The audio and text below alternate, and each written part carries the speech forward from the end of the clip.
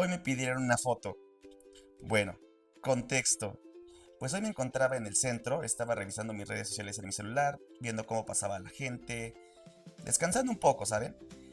Y de repente se me acerca una persona, una señorita, y me pregunta, ¿tú eres Julio, el de los videos? Yo digo, sí, soy yo. Y estuvo muy padre porque ella me saludó y me dice, yo veo tus videos, estoy aprendiendo náhuatl también. Y eso me puso muy, muy contento. La señorita me comentó que ella no es del estado, estaba de visita, estaba de vacaciones. Y qué suerte, ¿no? Poder coincidir con personas que están aprendiendo fuera de mi estado.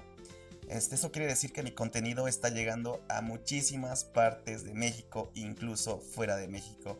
Fue un momento muy muy bonito e incluso nos tomamos una foto, se las comparto por aquí. Bueno, entonces es lo que me pasó hoy, me puso muy muy contento y esto me motiva a seguir enseñando. Sé que lo que estoy haciendo está llegando a muchísimas personas. Bueno chicos, ese es el chisme de hoy. Onka Timomati. Ahí nos vemos.